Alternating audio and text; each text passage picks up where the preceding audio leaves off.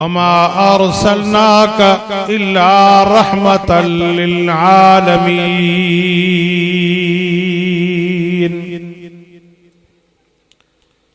सुब्हान रब्बिक रब्बिल इज्जति अम्मा यसिफून व सलामुन अलल मुरसलीन वल्हम्दुलिल्लाहि रब्बिल आलमीन।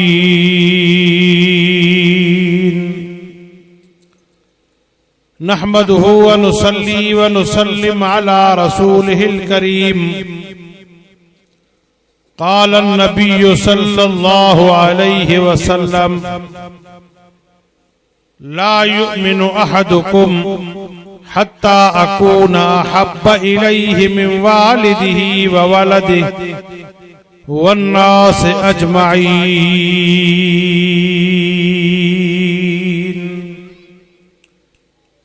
औ कमा क़ाल अन्नबिय्यु सल्लल्लाहु अलैहि वसल्लम। बुलंद आवाज़ सां मदीने जे मीर मिठड़े मोहम्मद अरबी जे मथा दिल जे मुहब्बत सां दुरूद शरीफ पढ़ो।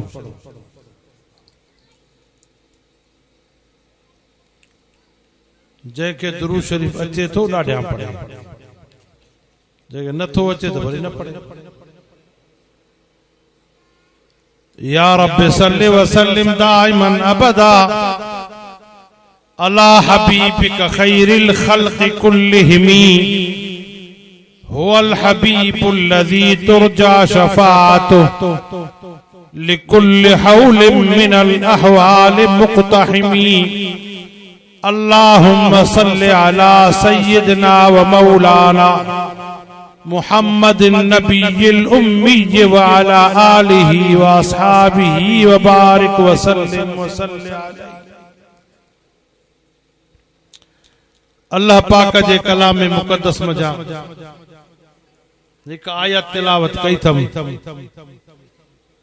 उन सां गडो गड आकाए नामदार मुफख्खरे मौजूदात इमामुल अंबिया खातमुल अंबिया खातमुर रसूल मिठड़े मोहम्मद अरबी जे अहादीस मुबारक मजा एक हदीस मुबारक भी बयान कई। तवां जो शौक, तवां जी मोहब्बत, तवां जो इखलास असांखे छिके आणे करे तवां जे हिन ॻोठ में क़ुरान ॿुधाइण जो मौक़ो फराहम कयो आहे। हर साल इन जगह ते असांजे बिरादर निसार अहमद ऐं उन जे वालिद साहब, उन जे अजीज अकारिब मिटन माइटन जी मेहनत सां ही प्रोग्राम इन जगह ते थींदो आहे।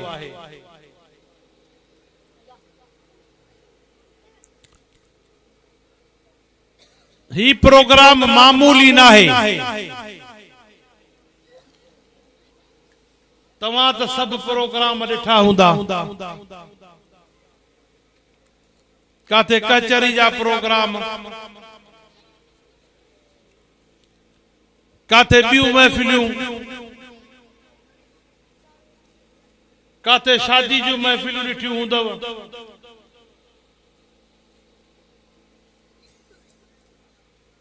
पर ही महफिल निराली आ। हिन महफिल जो शान ही निरालो आ। काथे को भोतार मेहमान खास हूंदो आ, काथे को जमींदार मेहमान खास हूंदो आ, काथे को नवाब मेहमान खास हूंदो आ। पर अज तव्हां दाऊ जे गोठ वारा, इन दुनिया मोहल्ला वारा एडा त भागन वारा आयो जो तव्हां जो अज कुरान अल्लाह जो मेहमान थी आयो। सुभान अल्लाह में मज़ो न थियो।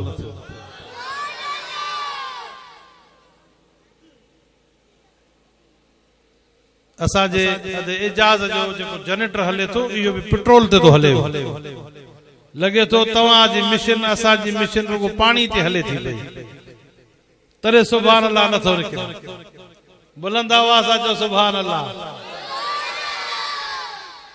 इंशाअल्लाह वो भी इंतजाम थियला वो इंशाअल्लाह ता जो उन टाइम ते खिदमत भी थींदी जो तो कुरान जी महफिल एड़ी हुंदी आ जो कुरान जी महफिल में जेको ईंदो आ जेके अल्लाह आणींदो आ उन जा त भाग बुलंद थी वेंदा आहिनि पर कोई उन महफिल में बुखियो न वेंदो आ चओ सुभान अल्लाह दादा जी गोए ते कोई वेंदो उते दा मानी खराईंदा आहिनि हां सही अगे हिते हूंदा न पंहिंजो गोंजा चारा हां बिही बिही बिही ये दांदन के ॾिसी वरी खाली बुख ते घर मोटी ईंदो ईअं न कुकड़नि जी मेल ते वेंदो बि मंझंदि ताईं ॾिसंदो बीठो कोई पानी जी सलाह बि न हणंदो पर हव कुरान तुंहिंजो कमाल जो इंतजाम भी कराए छाम खां भी पंहिंजो सीअ खां भी ढकराए वेहारे भी बेहतरीन महफिल में वरी जॾहिं उथारे हितां त ढो कराए पोइ वापस करे चओ न सुभान अल्लाह इहो थई कुरान अगे चवंदा बा ॿारनि खे कुरान पढ़ायो त चवंदा बा मुला थींदो त बुख मरंदो हा साईं ईअं चवंदा न अबा मुला थींदो बुख मरंदो लख ॾेई करे करोड़ ख़र्च करे डॉक्टर कयो था मास्टर कयो था ऑफिसर जी डिग्री यूनिवर्सिटी शाह लतीफ मां जाम शोरे मां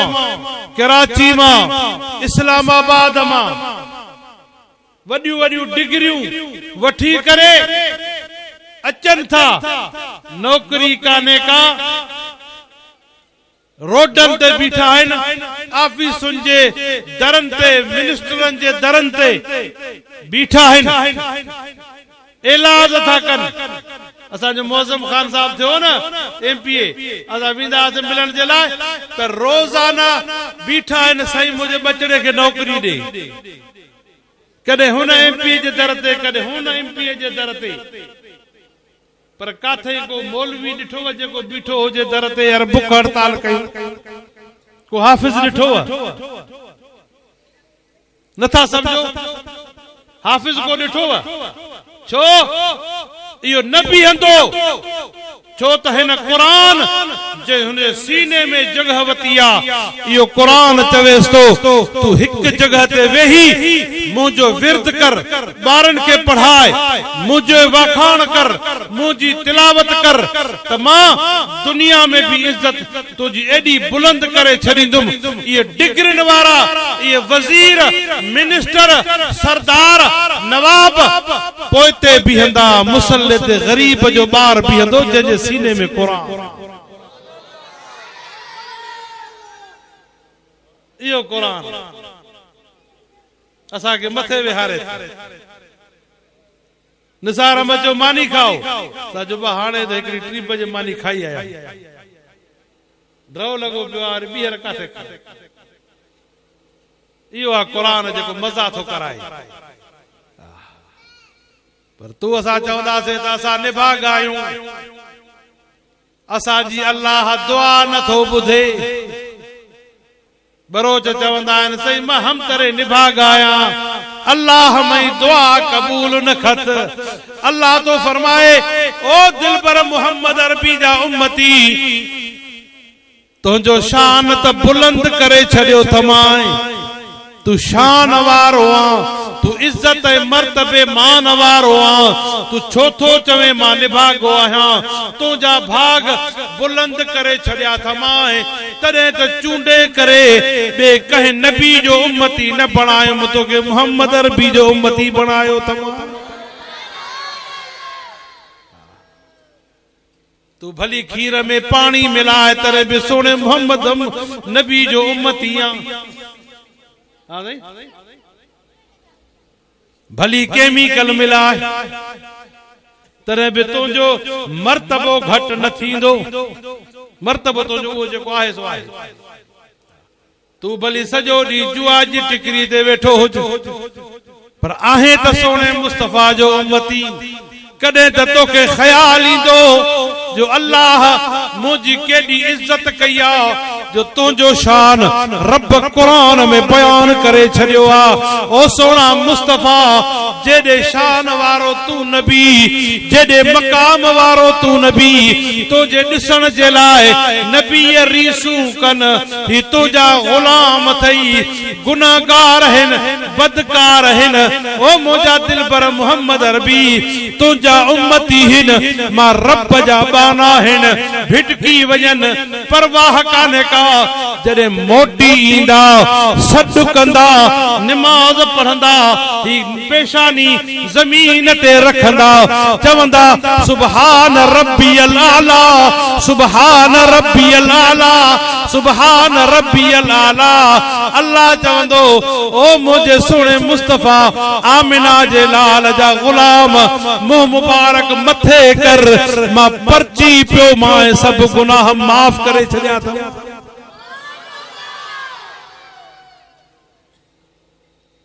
तो सोने मुस्तफ़ा जो उम्मतियां चौथो तू अड़ा कम करे जैसा सोनो मुस्तफ़ा रोजे में नाराज थे चौथो अड़ा कम करे अदा जमींदार जो हारी जो चोरी करे जमींदार नाराज थींदो न ॻाल्हाईंदा हलो यार नथा समझो तो मां नथा ॻाल्हायो तो मां वरी बुरोई में वाइस कंदो मां जमींदार जो हारी चोरी करे जमींदार नाराज थींदो न हा साईं कावड़ कंदो न असां तव्हां सभु सोने मुस्तफ़ा जा उम्मती आहियूं गुनाह थी पवंदो गुनाह कंदासे जुल्म कंदासे गिला कंदासे गीबत कंदासे सोनो मुस्तफ़ा रोज़े अतहर में नाराज थींदो तो सोने मुस्तफ़ा जे जो उम्मतियां तो सोने मुस्तफ़ा जे मथां हर वक्त दुरूद पढ़ सलात सगोरी पढ़ इतो तुझे नाले सा सोने मुस्तफ़ा जे रोज़े ते तो या दुरूद खणी करे रब्बो ते पहुंचाए छॾींदो आहे तो केड़ी गाल भली आ भली केड़ी गाल जो तो तोखे नबी एड़ो अल्लाह अता कयो हसीनन का अहसन जमीलन का अजमल नबी रीसूं कन मूसा कलीमुल्लाह तौरेत के तो पढ़े चवे तो रब मुंहिंजा ॾिठई लिखियो पियो आहे तू आखिरी नबी ना है मूसा कलीमुल्लाह हे त तू त नबी आ पर मुंहिंजो नबी आखिरी नबी ईंदो जेको तुंहिंजो भी इमाम हूंदो उहो नबी तौरेत के बंद कई दुआ घुरियई मुंहिंजा रब जे कॾहिं मुखों बाद में आमिना जो लाल अचण वारो आ तो मुंहिंजा रब मुखे नबी छो बणाई माखे त उन मोहम्मद अरबी जो उम्मती बणाया त मां भी क़यामत जॾी फख्र कया त मां सोने नबी जो उम्मती आया एडो वडो शान आ तुंहिंजो एडो मकाम आ तुंहिंजो तू पंहिंजे शान के तो सुञाण न पंहिंजे शान के नथो सुञाणे कुदा कम थो करे व्याज जा कम गिला गीबत चोरी बदकारी पंहिंजो शान तो सुञाण न तो केड़े शान वारो तुझी तारीफ रब इन कुरान में कई थई इन कुरान में और सोने मुस्तफ़ा से फरमायो तू असा तो बच्चो ही न हा तू असा जो अलाए काथे हुजऊं हा हफ्तो पूरो मुझो सोनो मुस्तफा सजी रात बीठो हो। हफ्तो पूरो सजी रात तू असा तो दुरूद भी न पढ़ंदा आहियूं उन सोने नबी ते न पढ़ंदा आहियूं। टाइम कोने, वक्त कोने, सजी रात मोबाइल हलाइंदा नौजवान, कचरियूं कंदा, फिल्मूं ॾिसंदा, पर वक्त ना है जो सोने मुस्तफा ते दुरूद पढ़ूं। हिते मां इम्तिहान वठा, काफिर के सोने मुस्तफा जो दुरूद नहीं दो याद ना है। आयो कौन मस्जिद में, आयो कौन 40 साल हाफिज मेहराब साहब ताज गोठ में पढ़ायो। केतरन बारन के केतरन न्याणन के कुरान पढ़ाए छड़ी ता फायदो ही न वतो। अया कावड़िया वता हुंदो त बा मुलन मुल्क विञाए छडियो।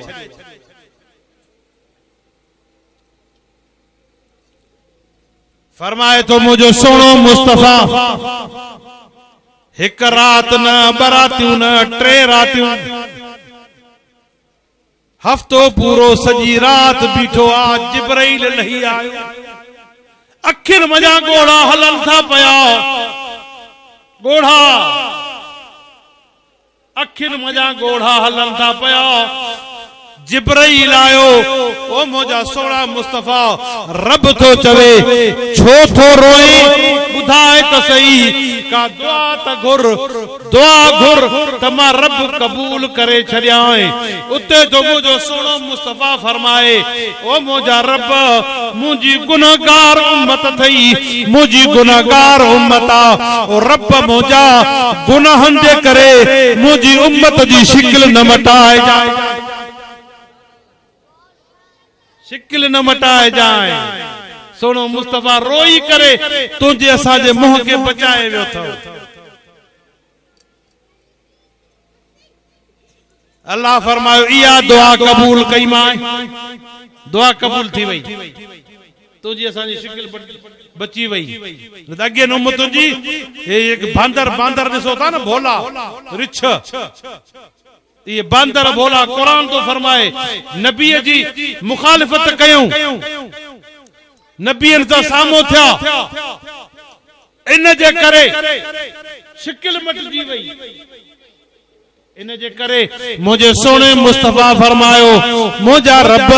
मां नूह नजीउल्लाह ना है, मां मूसा कलीमुल्लाह ना है, मां इब्राहिम खलीलुल्लाह ना है। मुझा सोना रब मां मुहम्मद रबी आया,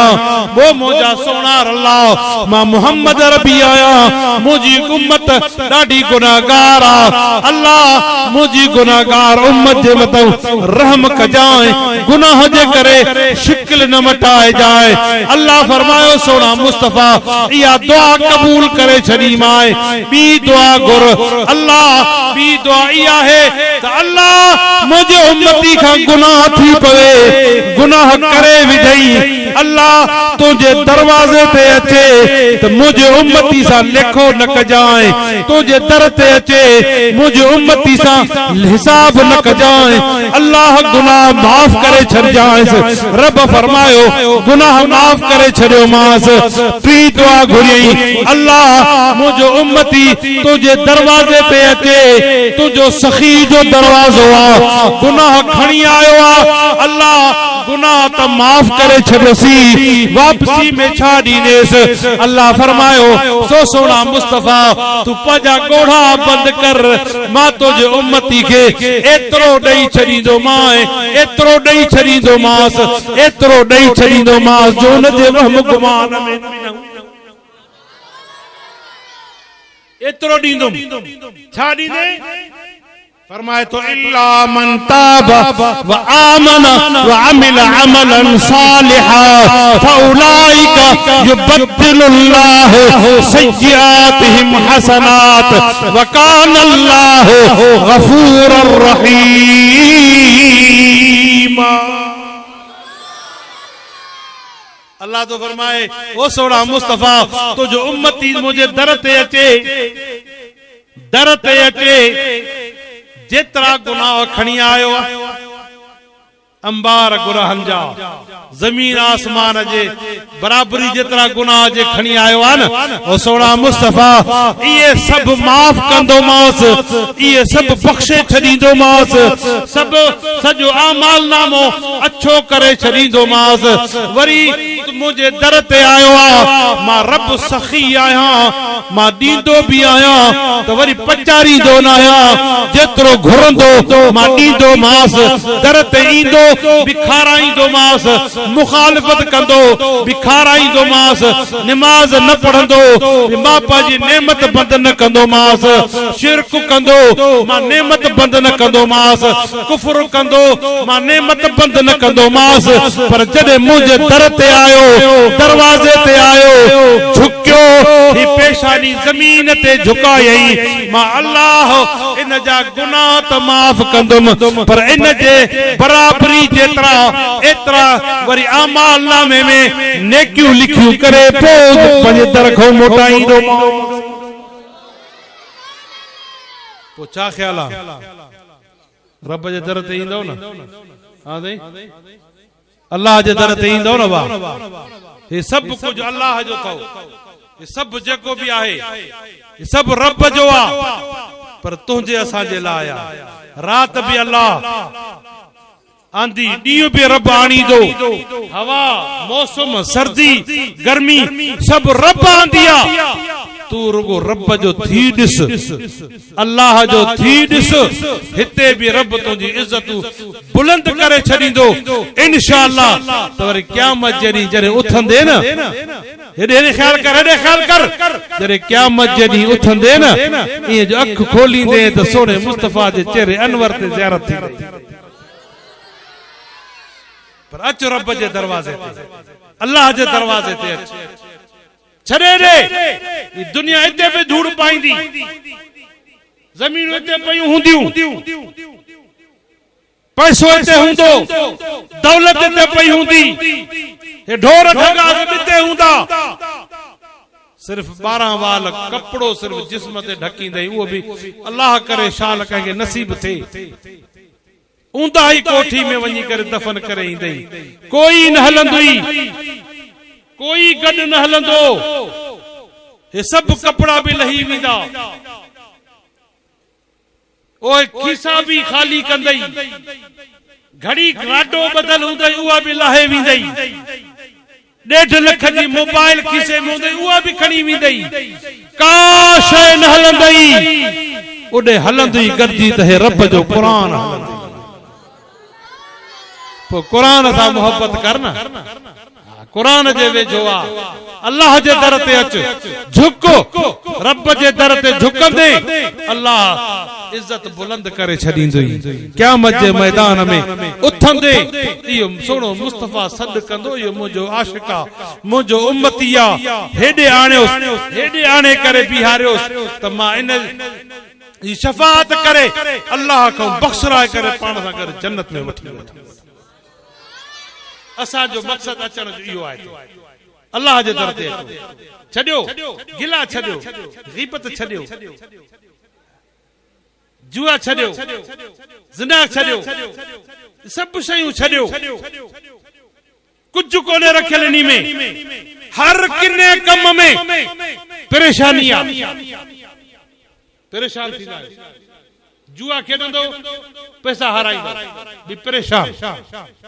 पैसा खटींदो भी परेशान व्याज हलाईंदो पैसा जाम मिलंदो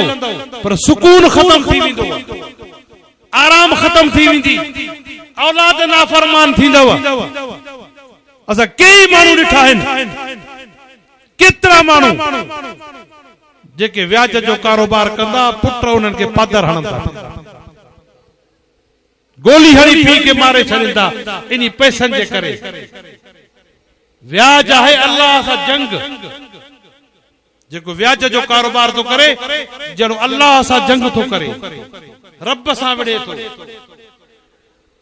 खबरदार अल्लाह सा न विड़ी सघंदो तंहिंजे करे ये अखियुनि जो ड्रौ आ अदा लख ते मांखे 5000 मिलंदा हराम पूरत न थींदी, सुकून न थींदो। हड़ई भाती घर जा बीमार हूंदा, दवाउन जा कोथड़ा खणी वेठा हूंदा, करे हुन डॉक्टर वटि, करे हुन डॉक्टर वटि, करे हुन डॉक्टर वटि। सुकून खत्म थी वेंदो। तंहिंजे करे हिकड़ी मानी हिलाल जी रोजाना मिलई थी न, शुक्र कर। रात जो रुखी मानी खाई सुमे, हिलाल जी खाई सुमे न, शुक्र कर। हिलाल जो कारोबार करे ॾिस, हिलाल जी मानी खाई ॾिस, हिलाल जो कम करे ॾिस, भली थोरो आ, घटि मिलंदुई, सुकून मिलंदुई। इए मथो या तुंहिंजो विहाणे ते मस पाचंदो त गोगर जो ठका शुरू थी वेंदो। घणो पैसो परेशान कंदो आ, घणो पैसो तालन में बंद, बंगलन में, महलातुन में, पेटिन में। जे वटि पैसो आहे, सोन आहे, उन पेटी खे वरी पेटी खे रात जो सिरांदी करे सुम्हंदो। ये फकीर सुम्हिया पिया आहिनि न रोड जे मथां, रुपयो बि कोन्हे, परवाह अथनि का, रोड ते निंड पिया आहिनि। चाहे दुनिया खां ला ताल्लुक आहिनि, हिन दुनिया सां प्यार करे तो अबे अम्मा खे नाराज़ थो करे, बच्चन खे हराम थो खाराए, पैसे जे करे पीउ खे थो विढ़े, घरों थो तड़े छॾे, माउ खे थो घरों तड़े। जंहिं तोखे 9 महीना पेट में खणी घुमायो आहे, उन माउ सां विढ़े थो पियो, उन माउ जी नाफरमानी थो करे। खबरदार, माउ जो नाफरमाना हाजिया त हज खत्म, मौलविया त इल्म खत्म, मुजाहिदा त जिहाद खत्म, सखिया त सखावत खत्म। सब इबादतूं अल्लाह क़यामत जे ॾींहुं अबे अम्मा जे फर्मा बरदारी सां भेटे करे वठंदो। पीउ मां जी नाफरमानी न कयो, पीउ मां सां न विढ़ो, बच्चन खे हिलाल खारायो, बच्चन खे हराम न खारायो। हिलाल खाराईंदो बच्चा तव्हांजा, तव्हां फर्मा बरदार थींदा, ख़िदमत गुज़ार थींदव। जेकॾहिं अॼु तव्हां बच्चन खे हराम खारायो, तव्हांजा बच्चा तव्हांजे साम्हूं थिया, वरी उन्हनि जा बच्चा उन्हनि जे साम्हूं थींदा, वरी उन्हनि जा बच्चा उन्हनि जे नस्लनि ते इहो नुहूसत इहा हलंदी ईंदी आहे। तंहिंजे करे व्याज जो कारोबार छॾियो, व्याज न खाओ, व्याज जे कम में कोई फ़ाइदो कोन्हेव। हिलाल खाओ, थोरो खाओ, पर हिलाल खाओ। पोइ ॾिसो त रब हिलाल जे करे तुंहिंजी गुंदियूं भरे थो छॾे। एॾी बरकत घर में हूंदई जो कॾहिं तुंहिंजी गुंदी ख़ाली कोन थींदी। दुआ आहे अल्लाह तबारक व तआला तव्हां असांजे मथां रहम फरमाए, तव्हां असां खां राज़ी थिए। अल्लाह तबारक व तआला हिन जलसे के पंहिंजी बारगाह में कबूल मंजूर फरमाए। अल्लाह तबारक व तआला अदे निसार अहमद के हिम्मत दे जो एड़ा मजमा गड करे तो हिकड़े हिकड़े मानू जे अचण सा अल्लाह सही उन के भी उन जे अमाल नामे में भी अजर लिखंदो विंदो। पर तव्हां आया हो खाली झोलियूं खणी करे हिते आया हो, जडे उथंदो ना अल्लाह एडो मेहरबान है न कुरान जे सदके रहमत सा ताजो झोलियूं भरे पोए तो उथारी। वाखिर दावाना अल्हम्दुलिल्लाहि रब्बिल आलमीन।